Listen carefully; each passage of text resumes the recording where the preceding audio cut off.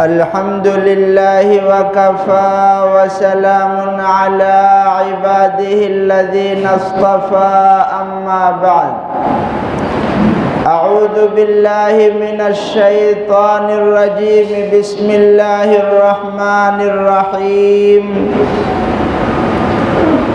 وكذلك جعلنا لكل نبي عدوا من المجرمين وكفى بربك هاديا ونصيرا صدق الله العظيم. لفظ بے بس زبان ہے مجبور، لفظ بے بس زبان ہے مجبور، مجھ سے ذکر رسول کیا ہوگا. لفظ بے بس زبان ہے مجبور، مجھ سے ذکر رسول کیا ہوگا. نہ کنارہ ہو جس سمندر کا، وہ سمندر عبور کیا ہوگا. میرے محترم بزرگوں اور دوستوں، سنت پڑھنے کا موقع انشاءاللہ دیا جائے گا. تذکرہ چل رہا ہے آپ صلی اللہ علیہ وسلم کا. آپ صلی اللہ علیہ وسلم کے سر پر تاج نبوت رکھ دیا گیا. 40 سال تک جو لوگ آپ کا اچھائیوں سے تذکرہ کرتے تھے، آپ کو صادق و امین کہا کرتے تھے، آج دشمن ہو گئے. اور آپ نے سنا طرح طرح کی ایذائیں اور تکالیف آپ صلی اللہ علیہ وسلم کو پہنچائی گئی. مکۃ المکرمہ کی اس 13 سالہ زندگی میں آپ صلی اللہ علیہ وسلم کے اوپر تھوکا گیا، آپ کے جسم مبارک پر پتھر برسائے گئے، طرح طرح کی مصیبتوں کا سامنا کرنا پڑا. لیکن آپ صلی اللہ علیہ وسلم اپنے اس مشن سے اور اس کلمہ لا الہ الا اللہ کی تحریک سے پیچھے نہیں ہٹے.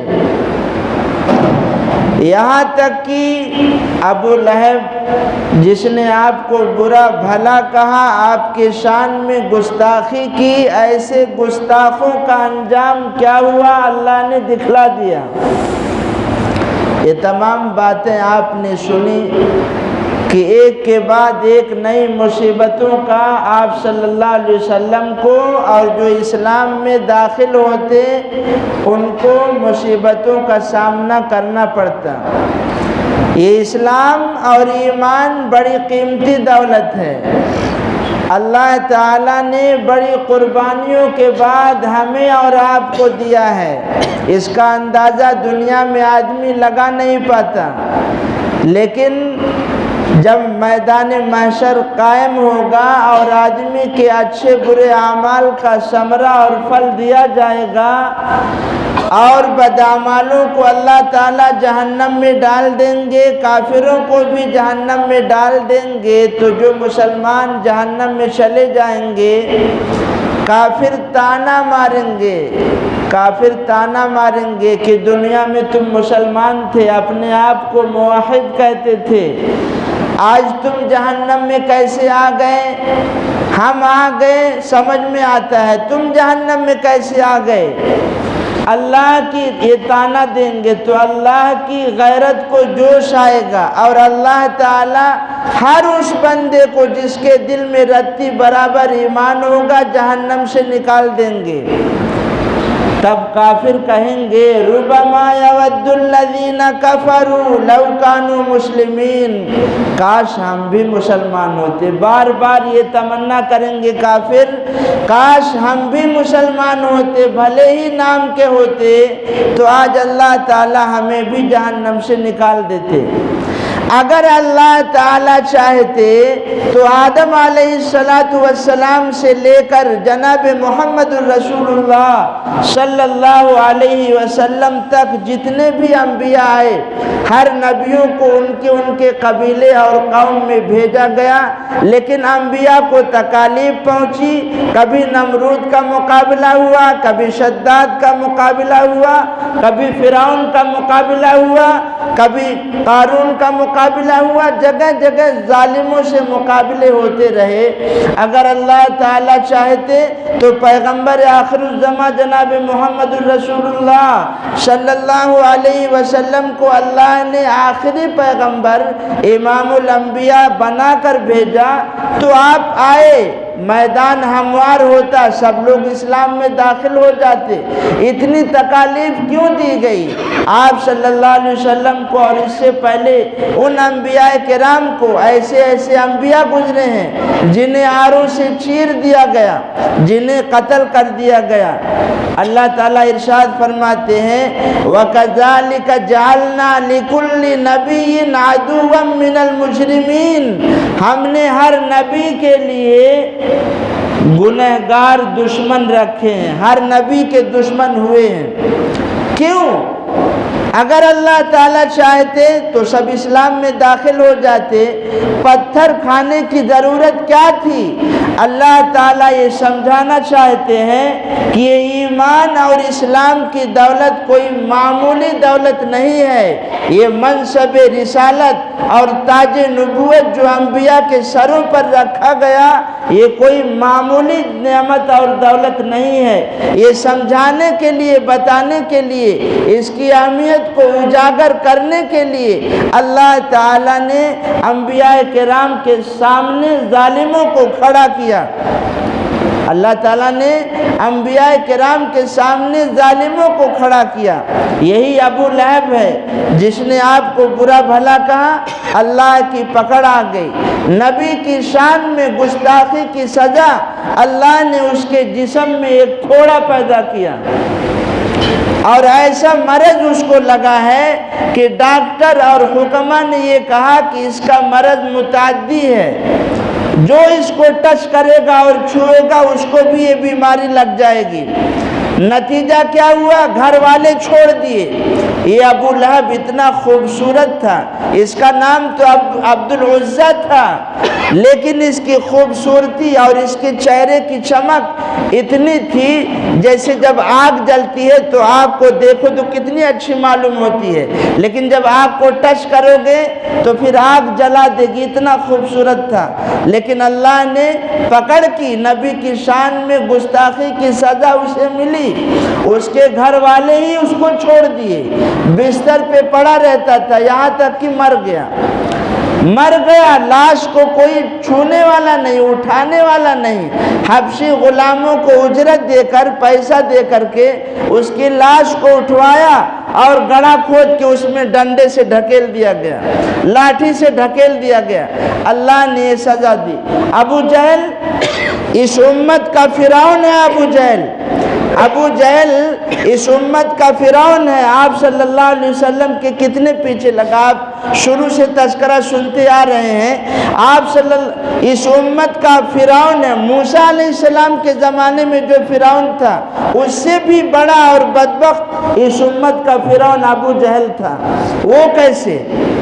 حضرت موسیٰ علیہ السلام کے دور میں جو فرعون آیا ہے، جب اللہ تعالیٰ نے بحر قلزم میں اسے غرق کیا ہے تو غرق ہوتے ہوتے اس نے کلمہ پڑھا ہے۔ غرق ہوتے سمندر میں ڈوب رہا ہے، لیکن ڈوبتے ڈوبتے اس نے کلمہ پڑھا۔ اللہ تعالیٰ نے اس کے کلمے کو قبول نہیں کیا، اس لیے کہ یہ حالت غرغرہ ہے۔ اب تو تم دیکھ چکے ہو یہ ایمان معتبر نہیں ہوتا ہے۔ لیکن اس امت کا فرعون بدبخت ابو جہل اپنے آخری وقت میں جب قتل ہو رہا ہے، اس کا واقعہ آئے گا جب جنگ بدر کا تذکرہ چلے گا تب اس کا تفصیلی واقعہ میں سامنے رکھوں گا آپ کے۔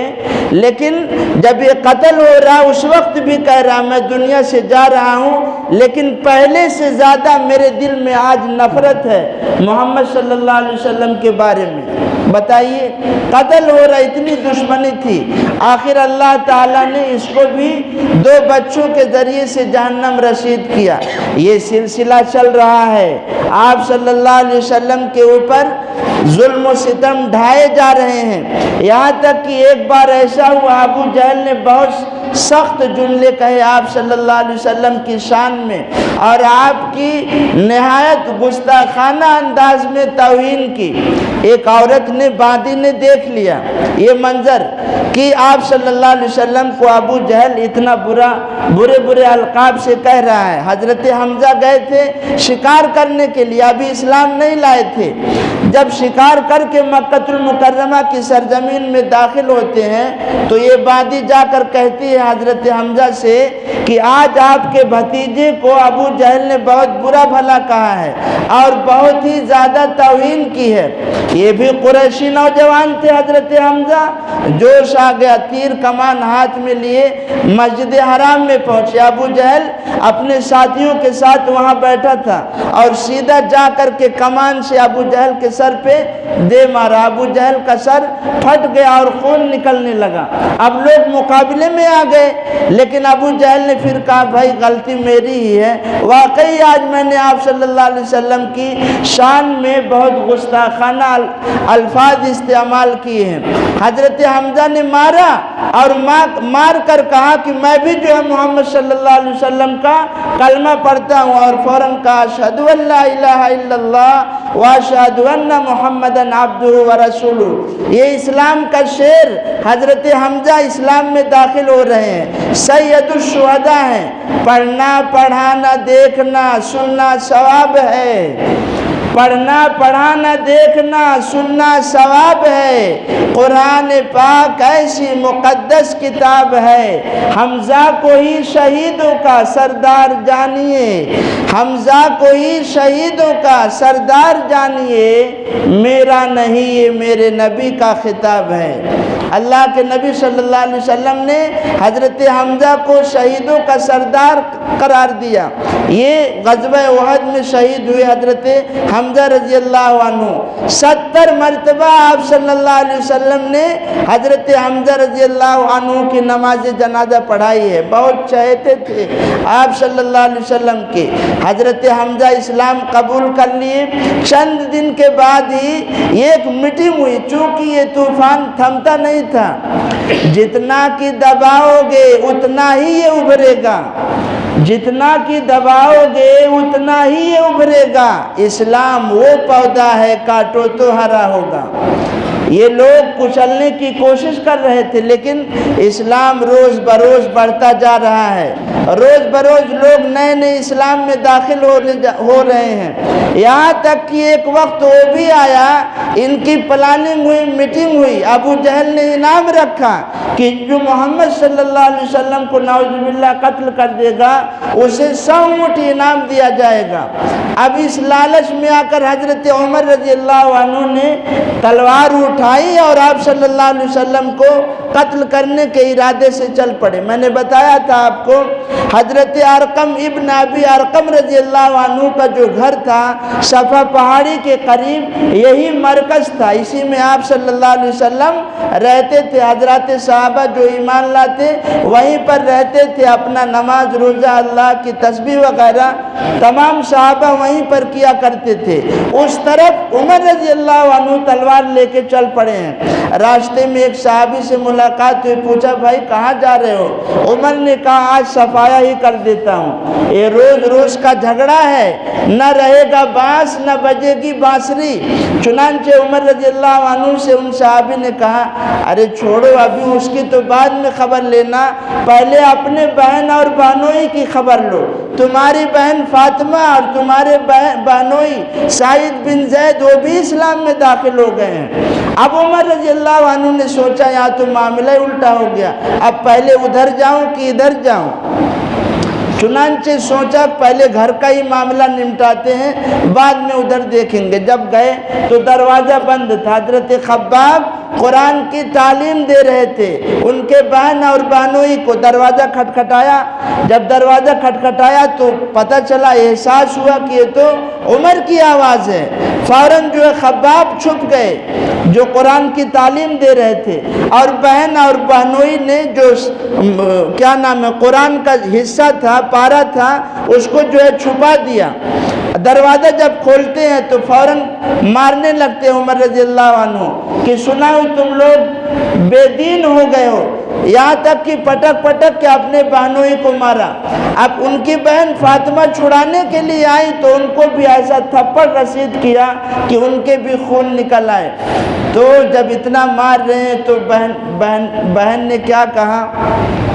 بہن بولی عمر تو ہم کو مار بھی ڈالے، بہن بولی عمر تو ہم کو مار بھی ڈالے، شکنجوں میں کسے یا بوٹیاں کتوں سے نچوائے۔ بہن بولی عمر تو ہم کو مار بھی ڈالے، شکنجوں میں کسے یا بوٹیاں کتوں سے نچوا لے، مگر ہم اپنے دین حق سے پھر نہیں سکتے، بلندی معرفت کی مل گئی ہے گر نہیں سکتے۔ یہ بھی تو جو جوش عمر میں تھا وہی بہن میں تھا، دونوں تو ایک باپ کی اولاد ہیں، تو بہن کو بھی وہ جوش تھا، بہن ہمت نہیں آ رہی، پیچھے نہیں ہٹی۔ تو عمر رضی اللہ عنہ کا غصہ جو ہے ٹھنڈا ہوا جب، تو کہنے لگے اچھا کیا پڑھ رہی تھی، لاؤ مجھے دکھاؤ۔ تو بہن نے سامنے سے جواب دیا تم ناپاک ہو، اس مصحف کو تم نہیں چھو سکتے، اگر چھونا ہے تو پہلے غسل کرو پھر دیتی ہوں۔ چنانچہ غسل کیے اور سورہ طٰہٰ کی آیتیں پڑھی تو دل نرم ہو گیا، کہنے لگے آقا کے پاس لے چلو۔ آپ صلی اللہ علیہ وسلم دار ارقم میں موجود ہیں۔ اب حضرت عمر رضی اللہ عنہ جا رہے ہیں، جب وہاں پہنچے تو صحابہ نے دیکھا اب لوگ دہشت میں، چونکہ دو ہی آدمی تھے اس وقت مکہ میں، دو آدمی ایسے تھے جن کا دبدبہ تھا، ایک ابو جہل اور ایک عمر رضی اللہ عنہ، یہ سمجھ لو شیر تھے، شیروں کے بھی شیر تھے، یہ دو تھے۔ اللہ کے نبی صلی اللہ علیہ وسلم نے دعا مانگی تھی اللہ اسلام کو قوت عطا فرما، یا تو ابو جہل کے ذریعے سے یا عمر کے ذریعے سے۔ جب اللہ نے نظر کرم فرمائی تو عمر کا دل اللہ نے موتی پایا اور اللہ نے اسلام کی توفیق دی۔ اب یہ جا رہے ہیں آقا کے دربار میں، آپ صلی اللہ علیہ وسلم نے کہا آنے دو، صحابہ سہم گئے۔ حضرت حمزہ کے چند دن بعد ہی حضرت عمر رضی اللہ عنہ اسلام قبول کیے ہیں، حضرت حمزہ رضی اللہ عنہ بھی موجود ہیں، کہنے لگے آنے دو، اگر اچھی نیت سے آتا ہے تو ٹھیک ہے ورنہ اس کی گردن یوں اڑا دیں گے۔ عمر رضی اللہ عنہ جب پہنچتے ہیں سر جھکا ہوا ہے،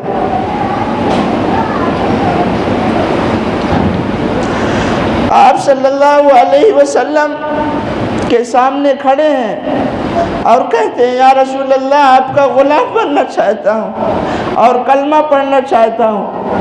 حضرت عمر رضی اللہ عنہ اسلام لے آئے۔ اب تک لوگ مسجد حرام میں چھپ چھپ کر نماز پڑھتے تھے، حضرت عمر رضی اللہ عنہ کے اسلام لانے سے لوگ کے اندر حوصلہ پیدا ہوا، جذبہ پیدا ہوا اور مسجد حرام میں کھلے عام نماز ہونے لگی۔ یہ عمر فاروق کی سیرت بڑی اہم سیرت ہے، اس کو میں یہاں چھیڑنا نہیں چاہتا۔ تمام صحابہ کی خاص طور سے خلفائے راشدین کی ایک ایک سیرت آپ کے سامنے لاؤں گا، مگر ابھی نہیں، بعد میں انشاءاللہ۔ یہ عمر رضی اللہ عنہ ہے جس نے 22 لاکھ مربع میل پر حکومت کی، مصر کی دریائے نیل کی روانی اور اس کے اندر جو پانی آج بہ رہا ہے حضرت عمر رضی اللہ عنہ کی ایمان کی گواہی دے رہا ہے۔ یہ وہ عمر ہے کہ جب شیطان ان کو دیکھتا ہے تو وہ راستہ چھوڑ کر کنارے ہو جاتا ہے۔ عمر رضی اللہ عنہ جن کو فاروق کہا جاتا ہے، ان کا عدل انصاف اور ان کی حکومت، جن کا عدل اتنا تھا اور جن کی حکمرانی اور سلطنت میں شیر اور بکریاں ایک چراگاہ میں چرتے تھے، اللہ تعالیٰ نے وہ مقام اور مرتبہ دیا۔ آج عمر رضی اللہ عنہ بھی اسلام میں داخل ہو گئے، لیکن ظلم و ستم بڑھتا رہا۔ آپ صلی اللہ علیہ وسلم اپنی تحریک اور مشن سے پیچھے نہیں ہٹے، یہاں تک کہ لوگوں کی یہ پلاننگ ہوئی، یہ مشورہ ہوا کہ بالکل سوشل بائیکاٹ کر دیا جائے۔ چنانچہ ابو طالب کے پاس لوگ آئے کہ یا تو محمد صلی اللہ علیہ وسلم کو اس مشن سے روک دیجئے ورنہ ہم قریش کے لوگ آپ سے بائیکاٹ کا اعلان کرتے ہیں، نہ آپ کے خاندان میں، نہ بنی ہاشم میں، نہ قریش میں، نہ عبد مناف میں نہ رشتہ ہوگا، نہ آپ کے ہاں کوئی دعوت کھانے آئے گا، نہ سلام دعا ہوگا، بالکل بائیکاٹ۔ یہ ابو طالب کا وہ جگر تھا جس نے آپ صلی اللہ علیہ وسلم کا ساتھ دیا ہے۔ ابو طالب 85 سال کی عمر میں انتقال ہوئے ہیں، لیکن برابر آپ صلی اللہ علیہ وسلم کا ساتھ دیتے رہے۔ حضرت عباس رضی اللہ عنہ نے سوال کیا، یا رسول اللہ، ابو طالب نے آپ کا اتنا ساتھ دیا ہے، کیا وہ بھی جہنم میں جائیں گے؟ آخر آپ کی حمایت اور آپ کی ہمدردی اور آپ کے ساتھ دینے کی وجہ سے انہیں کچھ عذاب میں سہولت ہوگی کہ نہیں ہوگی؟ اللہ کے نبی صلی اللہ علیہ وسلم نے ارشاد فرمایا، میری حمایت اور میرا ساتھ دینے کی وجہ سے ابو طالب کو در کے اسفل میں نہیں ڈالا جائے گا بلکہ کنارے رہیں گے، لیکن ان کے پاؤں کے نیچے ایسا انگارہ ہوگا آگ کا جس سے ان کا سر ہانڈی کی طرح ابل رہا ہوگا۔ یہ سب سے ہلکا عذاب ہوگا جہنم کا، لیکن ابو طالب اس کو بہت بڑا عذاب سمجھ رہے ہوں گے۔ آپ صلی اللہ علیہ وسلم کا اتنا ساتھ دیا، یہ سوشل بائیکاٹ ہے، لیکن ابو طالب اپنے خاندان والوں کو اور چھوٹے چھوٹے دودھ پیتے بچوں کو لے کر شعب ابی طالب میں 2.5 سال تک قید رہے۔ کتنے سال تک؟ یہ بولنا آسان ہے 2.5 سال تک، لیکن کیا گزری ہوگی آپ صلی اللہ علیہ وسلم پر، اور یہ 2.5 سال کا عرصہ کیسے گزرا ہوگا؟ کھانے کو کچھ نہیں ہے، صحابہ پیشاب کر رہے ہیں، لکھا کتابوں میں، تو جب مٹی کوریدتے ہیں تو نیچے چمڑا نکل آتا ہے، اس چمڑے کو دھوتے ہیں اور اس کو پیس کر پانی کے ساتھ پی لیتے ہیں، بچے بلبلا رہے ہیں۔ 2.5 سال تک شعب ابی طالب میں قید رہے، باہر نہیں نکلنے دیا جا رہا ہے، مسجد حرام میں آنے کی پابندی ہے، نہ کھانا پہنچایا جا رہا ہے، لیکن کچھ ہمدرد تھے، ایسا نہیں تھا کہ سب پتھر دل تھے، ہمدردی کرتے تھے، ساتھ ساتھ دیتے تھے۔ آپ صلی اللہ علیہ وسلم کا ہمدردی بہت بڑی چیز ہے۔ یہ کفار مکہ تھے، آپ کے دشمن تھے، لیکن ایسے حالات کو دیکھ کر ہر کسی کی آنکھ میں آنسو آ گیا تھا۔ 2.5 سال تک کا یہ عرصہ گزرا ہے، آپ صلی اللہ علیہ وسلم کے ساتھ یہ سوشل بائیکاٹ کیا گیا اور اس معاہدے کو، تحریر کو لکھ کر کعبہ کی چھت میں لٹکا دیا گیا۔ زمانہ چلتا رہا، کچھ لوگوں نے تحریکیں بھی اٹھائی، آواز بھی اٹھائی کہ ایسا ظلم نہیں کیا جاتا ہے، اس طرح سوشل بائیکاٹ نہیں کیا جاتا ہے، لیکن ابو جہل اور دوسرے بڑے بڑے کفار گنڈے قسم کے آدمی اس تحریک کو دبانا چاہتے تھے، اور یہ جو معاہدہ ہوا تھا، یہ شعب ابی طالب کا جو تحریری شکل میں لکھا ہوا تھا، اس کو جو ہے ختم نہیں کرنا چاہتے۔ ان کو مزہ آ رہا تھا کہ آپ کو تکلیف ہو رہی ہے۔ وہ جو تحریر لکھی تھی، اللہ کے نبی صلی اللہ علیہ وسلم نے خوشخبری دی کہ جو تحریر لکھ کے لٹکائی گئی ہے، اس تحریر کو دیمک نے کھا لیا ہے، صرف بسمک اللہم، یہ اللہ کا نام صرف باقی ہے۔ ابو طالب نے کہہ دیا کفار کے سامنے کہ میرا بھتیجا اس طرح کہا ہے، اگر میرے بھتیجے کی بات سچی ہے تو یہ محاصرہ ختم کیا جائے، اور اگر وہ جھوٹ بولتے ہیں تو پھر میں تمہارے حوالے کر دوں گا، تم جو چاہو ان کے ساتھ کرو۔ جب دیکھا گیا تو واقعی میں اللہ کے نبی صلی اللہ، بھائی انبیاء تھے، وما ينطق عن الهوى ان هو الا وحی یوحی، پیغمبر جو بولتے ہیں وہ وحی ہی ہوتی ہے۔ جب دیکھا گیا تو صرف اللہ کا نام تھا، بقیہ تمام الفاظ جو لکھے ہوئے تھے دیمک نے چھانٹ کر ختم کر دیا تھا۔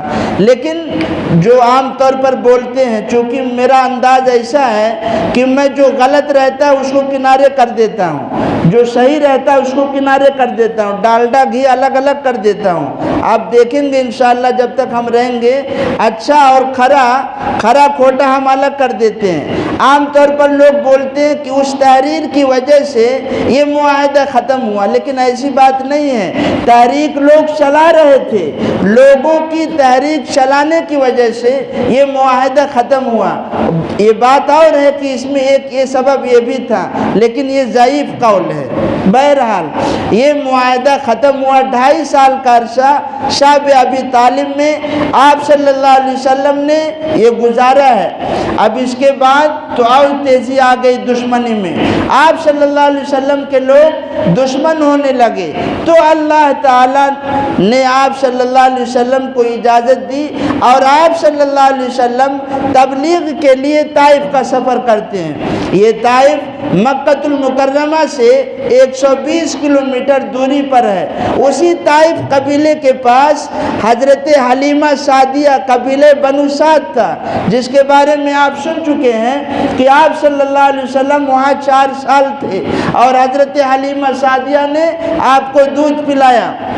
یہ طائف کا علاقہ یہ سرزمین عرب کا علاقہ نہیں ہے، یہ طائف دراصل ملک شام کا حصہ ہے۔ آپ کو معلوم ہوگا کہ جب حضرت ابراہیم علیہ السلام اپنے بیوی حضرت ہاجرہ اور اسماعیل علیہ السلام کو چھوڑ کر جانے لگے اور صفا مروہ کی پہاڑی کے تھوڑا سا جب اندر گئے جہاں سے حضرت ہاجرہ دکھ نہیں رہی تھی، تو اللہ کے نبی حضرت ابراہیم علیہ السلام نے دعا مانگی تھی، اللہ بے آب و گیا وادی میں میں اپنے بیوی اور بچے کو چھوڑ کر جا رہا ہوں، اللہ انہیں بھوکا مت رکھنا، انہیں پھل پہنچانا، ان کی روزی کا انتظام کرنا۔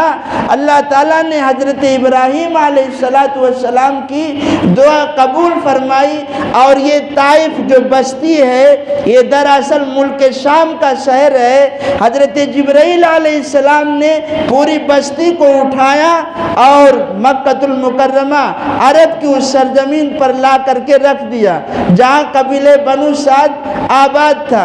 جب اس بستی کو حضرت جبرائیل علیہ السلام نے اٹھایا تو کعبہ کا طواف کرایا، تو طائف بولتے ہیں چکر لگانے والا، اس لیے طائف کو طائف کہتے ہیں۔ دراصل یہ ملک شام کا حصہ ہے، اس لیے آپ جب جائیں گے طائف میں تو آپ دیکھیں گے کہ وہاں کی آب و ہوا اور مکہ المکرمہ یعنی جدہ ریاض وغیرہ کی آب و ہوا الگ ہے، وہاں کے پھل بھی الگ ہیں۔ کیوں؟ اس لیے کہ یہ زمین وہاں کی ہے ہی نہیں، یہ دراصل ملک شام کی زمین ہے جو اللہ تعالیٰ نے حضرت ابراہیم علیہ السلام کی دعا کو قبول فرما کر ایک ذریعہ بنا دیا۔ آج وہاں سے سبزیاں اور پھل، فروٹ، کیلے، پیاز، لہسن، آلو، تمام چیزیں طائف سے مہیا ہوتی ہیں اور عرب کے لوگ کھاتے رہتے ہیں۔ اس طریقے سے اللہ کے نبی صلی اللہ علیہ وسلم نے طائف کا سفر کیا۔ آپ طائف کا سفر کرتے ہیں، یہ بہت دردناک واقعہ ہے آپ صلی اللہ علیہ وسلم کی زندگی کا، کہ جس میں فرشتے بھی رو پڑتے ہیں، زمین و آسمان کراہنے لگتے ہیں کہ اس طائف کی بستی والوں نے آپ صلی اللہ علیہ وسلم کے ساتھ کیا کیا سلوک کیا۔ یہ واقعہ انشاءاللہ آئندہ ہفتے آپ کے سامنے آئے گا۔ اللہ تعالیٰ یہ جذبہ ہے، دیکھو ہماری اس سیرت کا بیان کا جو ہو رہا ہے کئی ہفتوں سے، کہ حالات کتنے ہی آئیں، آدمی کو ڈٹے رہنا ہے، جمے رہنا ہے۔ آپ صلی اللہ حالات کے قدموں میں قلندر نہیں گرتا، حالات کے قدموں میں قلندر نہیں گرتا، ٹوٹے جو ستارہ تو زمین پر نہیں گرتا، گرتے ہیں بڑے شوق سے سمندر میں یہ دریا، لیکن کسی دریا میں سمندر نہیں گرتا۔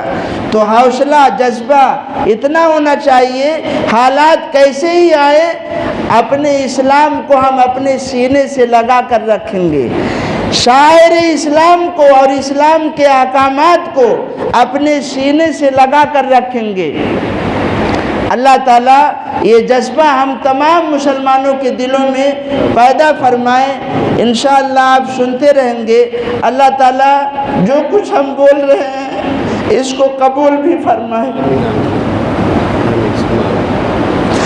اللہ تعالی ہم سب کی اصلاح کا ذریعہ بنائے، نجات کا ذریعہ بنائے۔ ہم تمام کے دلوں میں اللہ تعالیٰ اپنی عظمت، آپ صلی اللہ علیہ وسلم کی محبت پیدا فرمائے۔ اللہ تعالیٰ اخلاص کے ساتھ ہر عمل کرنے کی توفیق عطا فرمائے۔ وما علینا الا البلاغ۔